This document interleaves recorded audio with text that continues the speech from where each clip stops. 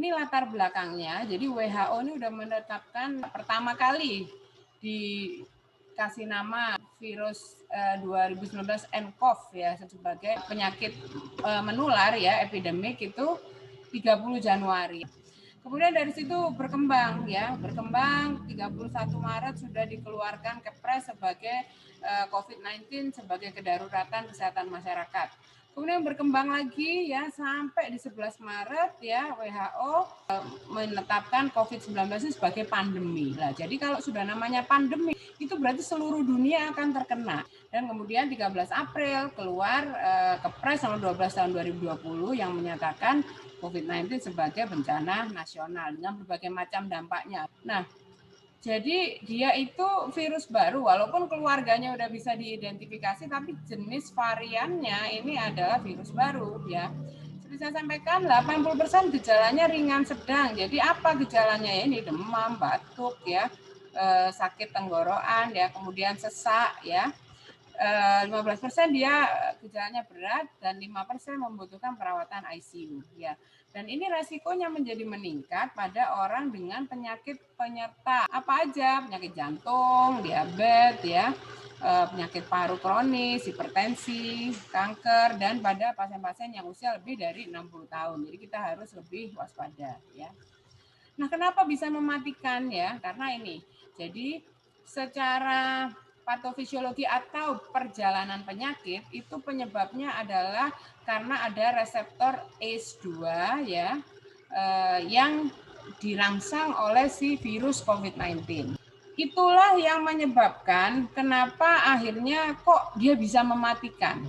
Karena kalau seseorang ya sudah terinfeksi virus dan tubuh tidak bisa mengatasinya, maka akan terjadi namanya badai sitokin, di mana terjadi proses peradangan atau infeksi yang meluas di mana-mana di seluruh tubuh. Sehingga makanya terus gejalanya cepat sekali terjadi perburukan.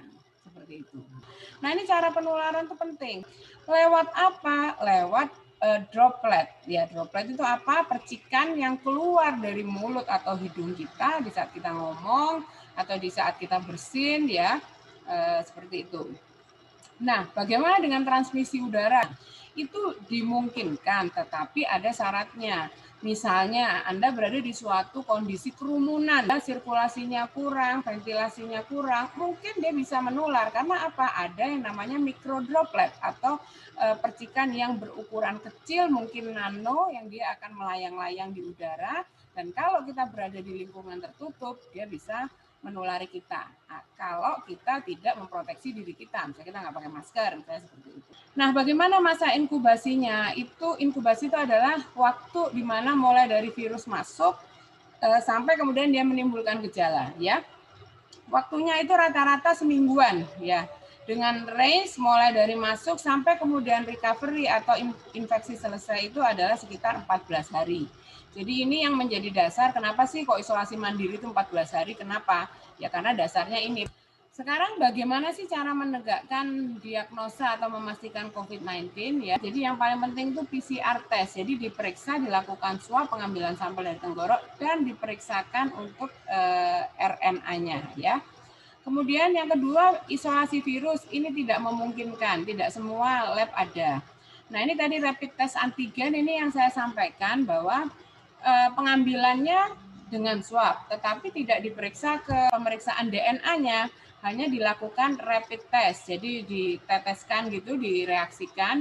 Nah, ini kerugiannya adalah rentang waktu positifnya itu singkat. Kalau kita ngambilnya tidak saat yang tepat, tidak saat bergejala, kemungkinan dia juga akan non-reaktif. Nah, yang keempat adalah rapid test antibody. Satu yang harus diingat, rapid test itu bukan untuk diagnosis. Jadi rapid test hanya untuk screening, untuk melihat apakah yang bersangkutan pernah kontak apa tidak dengan virus COVID.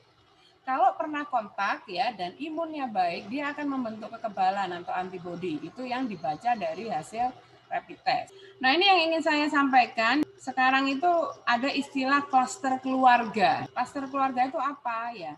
Ini terjadi saat salah satu anggota keluarga terinfeksi virus, lalu dia menularkan ke anggota keluarga yang lain, sehingga satu rumah itu dia tertular virus COVID karena berada di dalam tempat yang sama. Nah, kira-kira apa aktivitasnya yang menyebabkan klaster keluarga ini semakin masif? Ya, ini tadi anak-anak kita main di lingkungan komplek gitu ya, adik-adik kita ya, tapi tanpa protokol kesehatan, nggak pakai masker gitu. Terus ini udah mulai ada kegiatan kumpul-kumpul ya. Sekarang apalagi udah ada didengungkan new normal ya. Yang dimaksud dengan new normal ini adalah adaptasi. Kita berubah, kita nggak akan pernah menjadi sama seperti yang dulu. Kita berubah mengikuti pola adaptasi hidup baru dengan mempraktekkan protokol kesehatan. Nah, sehingga bagaimana cara mencegah transmisinya ini supaya tidak semakin masif ya ini perlu kerjasama tidak hanya dari Pemprov ya. Mestinya kalau bisa Pemprov itu memperbanyak tes sampai tingkat kekelurahan dan mungkin tingkat RT ya, rumah tangga, dan harus ada tindakan edukasi dan sosialisasi. Dan juga harus ada kebijakan untuk membatasi mobilitas warga dan melarang keramaian publik. Dan juga kita harus fokus ke warga dan individu supaya mematuhi protokol kesehatan dimanapun dan kapanpun. Kemudian melakukan analisa resiko dan jalankan protokol VDC, ventilasi durasi jarak. Dan kalau ada gejala, segera periksakan ke rumah sakit. Jangan takut untuk di-COVID-kan dan sebagainya. Karena deteksi dini, Anda diketahui lebih awal, itu penanganan bisa lebih baik daripada diketahui sudah saat terlambat. Jadi apa sih upaya mengatasi pandemi COVID ini? Ada 4 hal, jadi tracing dan testing itu juga penting. Treating, jadi kalau ada yang sakit segera diobati, yang mungkin berhubungan dengan medis. Dan kemudian telling ini edukasi. Ini yang juga penting, edukasi sekarang eranya digital. Eranya digital berarti, nah ini dunia media ini harus kita manfaatkan. Nah kemudian yang lain adalah hoax ya, generasi milenial kalian harus berpikir cerdas ya. Jadi tolong disaring dulu sebelum di-sharing, seperti itu. Dan kalau ketemu hoax, kalian harus coba cek, stop, dan adukan supaya hoaxnya tidak menebar. Nah, kemudian cara-cara untuk meningkatkan imun ya, makan teratur, kan boleh pakai suplemen ya, tidur cukup, kemudian minum air putih ya, harus banyak, tetap berolahraga, tapi yang aman ya. Sering cuci tangan ya, dan harus berpikir positif. Boleh waspada COVID-19, tapi bukan berarti harus cemas berlebihan. Kalau semua itu bisa Anda kerjakan ya, insya Allah Anda bisa sehat. Yang penting itu sehat dulu ya, sehat, cegah supaya tidak ketularan ya, sehingga kalaupun ada virus di dalam tubuh Anda nggak sampai sakitnya berat. Yang harus saya sampaikan, tolong sayangi keluarga Anda ya, patuhi protokol kesehatan, protokol ventilasi durasi jarak, keluar rumah kalau perlu saja ya. Dan Anda harus ingat, perlakukan semua orang yang Anda temuin itu sebagai OTG karena 80% mereka tidak bergejala ya. Jangan bawa virus ke dalam rumah. Oke. Demikian mungkin ini paparan dari saya, semoga bermanfaat. Demikian, terima kasih.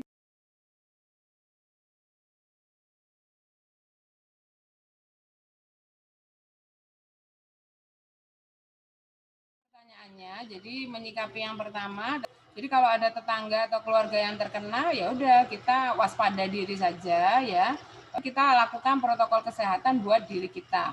Kalau memang kita pernah kontak, ya kita segera lakukan pemeriksaan kesehatan, ya kita lakukan screening dan tracing seperti itu.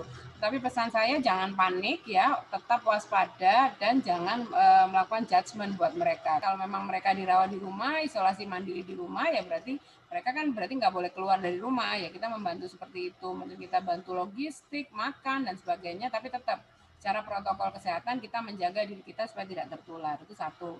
Terus yang kedua terkait apakah kalau udah kena COVID-19 itu udah nggak bisa kena lagi, nyatanya sampai sekarang itu belum ada bukti, bahkan udah ada beberapa studi yang menyatakan adanya reinfeksi, jadi yang udah sembuh COVID-19 sebulan kemudian ternyata bergejala lagi ya. Kemudian swabnya positif. Nah, apakah itu relapse atau kambuh ya? Atau dia terkena virus lagi? Karena kenyataannya ada kekebalan yang ditimbulkan akibat infeksi virus COVID-19 ini, dia tidak bertahan lama, Dek. Jadi imunoglobulin G-nya itu dia hanya bertahan sekitar 3 bulan. Setelah itu dia pelan akan turun bahkan hilang. Nah, di saat hilang kan berarti kita nggak tahu kan, mungkin dia masih rentan terkena infeksi virus lagi seperti itu ya. Mungkin sudah cukup pertanyaannya, karena pertama di kita pelaksanaan protokol kesehatan kurang, masif testing untuk pengetesan juga kurang deh seperti itu, sehingga jumlah kasusnya ini yang kita lihat kan masih naik terus. Coba misalnya kita di awal-awal langsung masif testing, barangkali sudah bisa terdeteksi kira-kira dari total 250 juta penduduk Indonesia ini berapa persen, baru kita bisa ngelihat angkanya mungkin ada penurunan seperti itu. Tapi kalau sekarang saya kira belum, pasti akan trennya naik karena ya itu tadi kita ngetesnya ini nggak serentak gitu loh Dek. Jadi masih bertahap-bertahap aja, nunggu ada klaster baru dites seperti itu.